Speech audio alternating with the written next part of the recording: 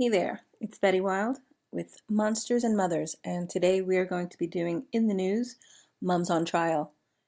And today we are speaking about Sarah Herald, Priscilla Nicole Torres, Linda Nguyen, and Amanda Carmack, all moms currently on trial for heinous acts.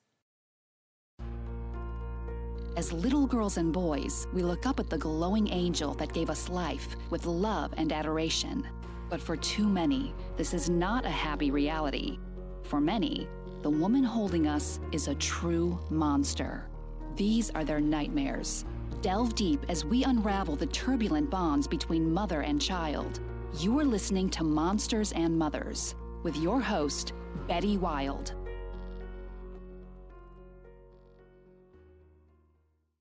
Okay, first up, we have a Kentucky mother arrested after her children were found in a cockroach-infested home eating Pop-Tarts for meals. Sarah Herald is accused of endangering 3 children after officers say they found deplorable living conditions for them in a home. An arrest report states Georgetown police were called to a hometown military street after someone reported that 3 children, ages 5, 4, and 2, were left outside for an extended period of time unsupervised. When officers arrived at the scene, they found 3 discarded mattresses with dirty stains, cockroaches, and bed bugs. There were also dead bugs and fecal matter on the mattresses. One officer said the foul smell coming from the home was detectable from the front yard. The witness stated the 3 children were called inside the home before the officer arrived on the scene. Police knocked on the door to the home and asked to talk to the children's mother, 27-year-old Sarah Herald. The officer stated that the 3 children were in the living room, rolling around in copious amounts of trash, discarded food, and crawling cockroaches. Police also say there was large amounts of cat feces everywhere, and the 3 children were extremely dirty. Their clothes were dirty, they were barefoot, and all 3 had dirty nails. An officer walked through the home and found large numbers of cockroaches, dead insects, and insect feces. There were also large amounts of insects inside the refrigerator, all dead. The mother claimed she tried to spray for bed bugs, but it didn't work. She also claimed to spray for bugs in the refrigerator. Police also say the mother admitted to feeding the children Pop-Tarts for meals because the other food wasn't safe to consume. Child Protective Services responded to the home and placed the children with other family members. Harold was charged with endangering the welfare of a minor and second-degree criminal abuse. She was placed in the Scotty County Detention Center. How can you keep your children in those type of conditions and call yourself a mother? We'll hear more about the case as it unfolds here on Monsters and Mothers. Next, we have an Ontario woman who has been arrested in connection with the deaths of her 2 daughters. Linda Nguyen, age 47, remains in the hospital until she is medically cleared. Nguyen was found unresponsive at her home at the 500 block of East Tam O'Shanter Street. A teenage girl and her infant sister were found dead at the home. Police responded to the home about 4 p.m. after receiving a call from the father who found his family in the garage. Officers performed CPR on the children but could not revive them. Nguyen was taken to the hospital where she remains in stable conditions. She was initially unable to provide a statement to the police. Investigators found a suicide note written by the mother inside the house that indicated she planned to kill her children before taking her own life. The woman has battled depression, according to the police. It's not clear how Nguyen is believed to have killed her children, but there was evidence that there was a struggle that occurred in the house. Both girls, one 4-month-old and the other 14-year-old, were found deceased in the family garage in the community east of Los Angeles. Earlier in August 20th, 2019, press release, police identified the mother as the lone suspect. They had not named her at the time, but police wrote in the news release that they were called to the 500 block of East Tam, August 19th, just after 4 p.m. for unknown trouble. They discovered 2 deceased children in the garage of the residence, and the father was not home at the time of the incident. He had called the police when he discovered his 2 children deceased and his wife unresponsive. Nguyen left behind 2 suicide notes. Police say initial response officers gave medical aid but could not revive the children.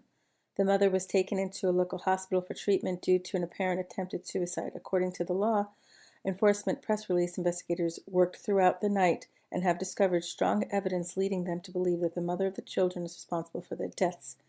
They added, among the evidence is a suicide note left at the scene. However, they added there is information indicating the mother was dealing with depression prior to the incident. The father had last seen his children when he left for work that morning. The mother might have been suffering from postpartum depression. The official cause of death of each child will not be known until the San Bernardino County coroner completes autopsies. Russell said carbon monoxide was ruled out as cause of death. He said there were visible injuries, but wouldn't detail them. Police said the mother had not been able to provide a statement to police due to her current medical condition. One of the children appears to be a special needs child.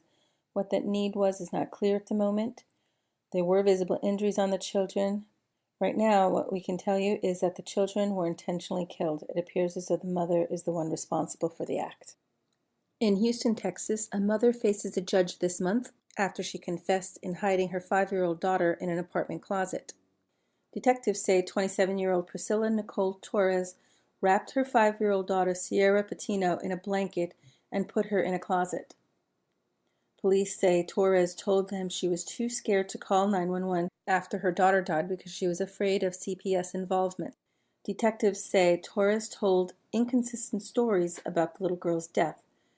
Torres' parents showed up to their daughter's boyfriend's home Monday concerned about their granddaughter Sierra, whom they had not seen.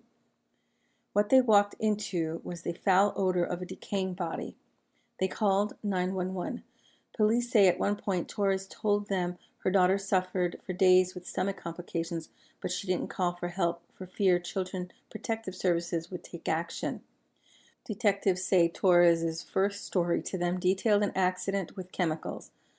A bottle of toilet cleaner reportedly fell in the bathtub where she was giving Sierra a bath. She claimed her daughter's face started peeling, and she died the next day. Her next story was along the same lines, according to investigators, but Torres reportedly went back on her word that she was bathing Sierra. Instead, she said that it was her boyfriend. Her boyfriend offered to give the child a bath while the defendant made dinner. Authorities explained the door was closed, and upon opening the door, she observed her boyfriend with the daughter. She said the daughter was exhibiting chemical burns to her extremities, also some redness and bruising to her forehead. Torres, according to detectives, ultimately stated that she wrapped her daughter in the blanket and put her in the closet, where she stayed for 6 days. Detectives are waiting an autopsy report, which they hope will offer them the truth as to what happened to little Sierra. Torres' bond was set at $50,000. Stepmother arrested in 10-year-old death in Gas City. Missing girl's body was found in a trash bag. Skyla Carmack had been confined to her room for more than a week before her stepmother allegedly choked the 10-year-old little girl to death, according to the court documents. Grant County prosecutors formally charged Amanda Carmack, 34, with murder, neglect, domestic battery, and strangulation, and Skyla's death. They're seeking a life sentence in prison without parole. Carmack reported Skyla as a runaway at 9:10 p.m. August 31st, but by that time, court says the girl was already dead. State police said they found Skyla's body early Wednesday stuffed in a trash bag and hidden in a shed behind the family's Gas City home. According to the probable cause affidavit filed in Grant Circuit Court, Skyla lived in the home with her father, Kevin Carmack, Amanda Carmack, 3 of Amanda's children, and 3 children of Amanda's brothers. Several other children in the home told police that Amanda Carmack was a strict disciplinarian who beat them with a pink belt and administered other punishments when they misbehaved. They stated that when they were in trouble, they would have to stand with their face against a wall with their hands in the air. State Police Detective Wendell D. Beachy wrote in the affidavit, sometimes they would remain in this position for several hours. Amanda confined the children to their rooms, police said, only letting them out to eat or use the bathroom. A sibling told police that Skyla had been confined to her bedroom for a week and a half before she went missing. In an interview with police on September 1st, Amanda Carmack denied hitting Skyla or the other children with a belt. She admitted slapping Skylar in the face because she caught her stealing a charm bracelet. Kevin Carmack, a truck driver, told investigators he was driving back from Maryland when he last spoke to his daughter in a phone video call. About 3:29 p.m. on August 31st, Kevin said he spoke to his daughter for about 30 minutes. A girl sibling told police that Skylar was in her room when the sibling went out to ride a bike between 4 and 5 p.m., but was no longer there when she returned from her ride at 6 p.m. Police said Amanda Carmack failed a polygraph test. Police say Carmack walked into the police department and confessed. Stated she doesn't remember all of the details, but she remembers being on top of Skylar in the barn. Beachy wrote, she started choking her with her hands, then she thinks she tied something around her neck. Police found Skylar's bound body about 3 a.m. Wednesday, curled tight in the bottom of a trash bag. A pair of multicolored pants were knotted around the child's neck. Amanda wouldn't explain why she had killed her. Beachy wrote, other than she says she was very angry. There you have it, 4 women on trial right now in the news. It seems more and more common that mothers who aren't handling parenting very well are resorting to murdering their children and hiding them for long periods of time before being detected.